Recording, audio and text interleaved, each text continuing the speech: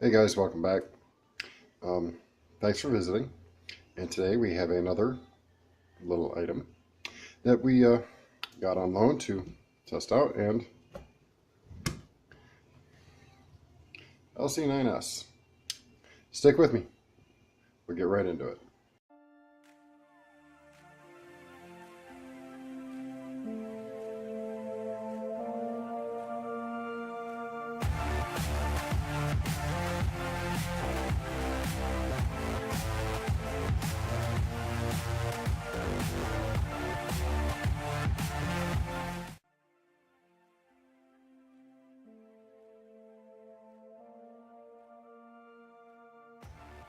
Okay, welcome back. Thanks for sticking around. So, we have an LC9s. This is used quite well. Some of the bluing on the barrel kind of wore off, but yeah, it doesn't affect the performance any. Clear check. I do have a couple blanks here. See, already fired for those who are safety conscious. So we're gonna go over some of the differences between this and the LC9, which I have owned. I'll put a second one on there, just for kicks and giggles.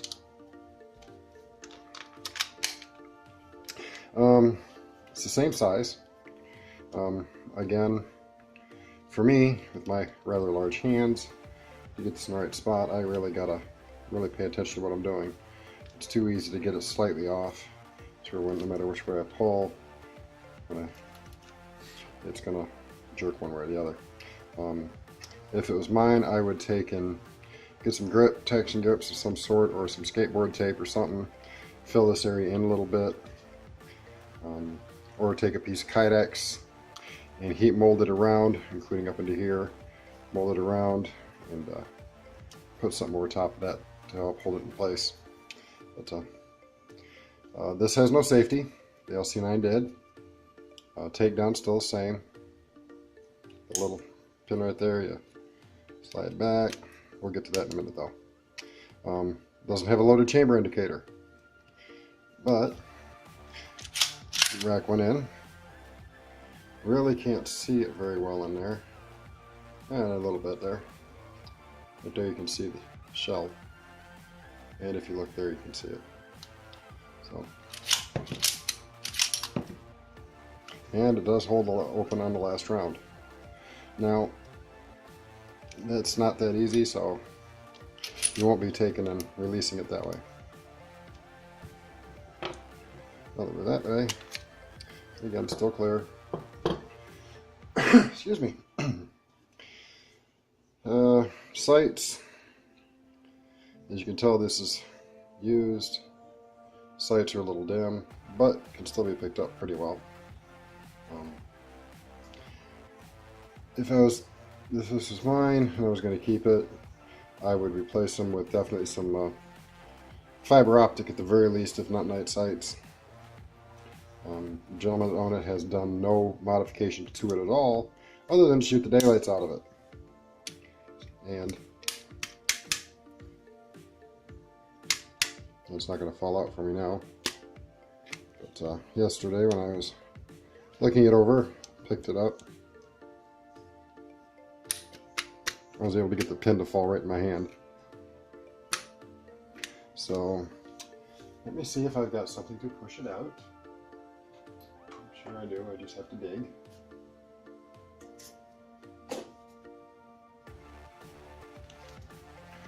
Yay, the joys.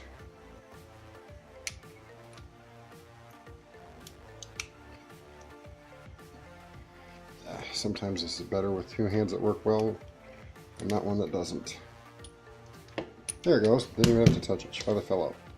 So there's that. You don't want to lose those.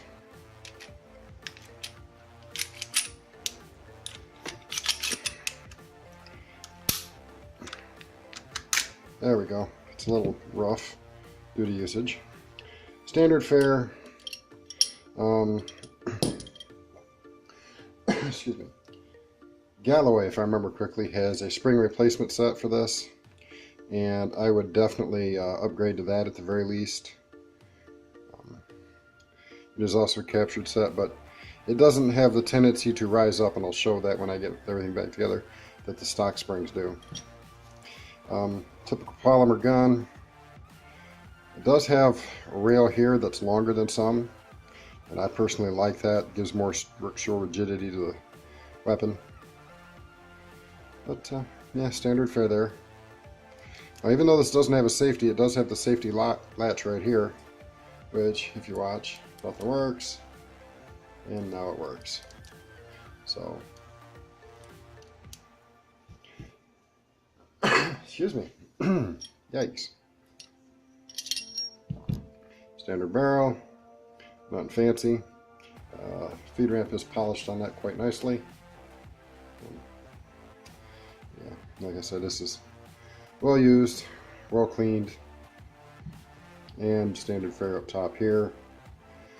He says he's put close to 1,000 rounds through it, and I don't see a whole lot of wear to it. I mean, there's some minor, but nothing fantastically bad about it. So overall durability, I'd say it's right on par with everybody else. Just a few minor things that I would personally change if it were mine. This also does not have the magazine safety in it because it does not have the safety. The LC9s that has a safety does have the magazine safety also. And some of those guys take that out, and those usually sit right in here. As you can see, this one doesn't have it. It's not set up for it. So let's slap it back together. But overall, compared to my LC9 that I had, this actually feels maybe just a tad bit heavier. And I don't know why it does, but it does. My LC9 that I had, I actually carried in my pocket with no problem. It was that nice little pocket piece. This one doesn't feel as comfortable in my pocket, but it will sit in there. Function check. Okay, back together. Now, as far as the spring goes, as you can see, it's starting to lift up. See if I can do this without bouncing the camera. But as it goes all the way back, that guide rod comes right up to the tip of the barrel. Now, from my understanding, the Galloway spring set doesn't come up as high. I mean, it's still going to rise, but not as high. So that would definitely be first improvement. As far as the trigger goes, let's see, once you there, 1/2 inch, and about 3/8 of an inch to break. Reset, a little more than 3/8. I'd say about a 1/2 inch reset, and then, you know, so for striker fire, it's pretty normal, I guess. Trigger doesn't feel that bad. 6 pounds maybe. That's just guessing. I don't have a trigger gauge or nothing like that fancy. We're a budget channel. That's why we got this on loan to go over. But overall, nice pistol. It does fit my hands fairly nicely, even though I've got large hands. With the exception of this being a little tiny. I mean, I could, if I get it in the right spot, it fits beautifully. But like I said, these are so thin, being single stack, it's real easy for me to get it slightly offline. So, you know, practice makes perfect. Some rubber grip. There's a dozen companies out there that make stuff, but the guy that owns it has smaller hands than I do, and it fits his hand beautifully. So I guess, you know, to each their own. My LC9 that I had, I actually put a piece of Kydex, 03 Kydex around here, molded it, cut out for that, molded it around this, and then I put a rubber grip around that, and actually filled my hand up quite nicely. Felt like I had a double stack in my hand, even though it was a single stack, and it really didn't add much to the way it imprinted. So I liked it. So final thoughts. Another plus for Ruger. You know, this is definitely a little bit bigger than the 380 that I had. Same size as the LC9. The trigger on this is a lot better than the LC9, even though I personally had no problem with it. Nice little pistol. So if you're in the market for something that's pocketable in 9mm, check out Ruger LC9s or the LC9s Pro. I think they got a Pro model of this too, which is supposed to have an even better trigger and a few other fancy little doodads to make it better.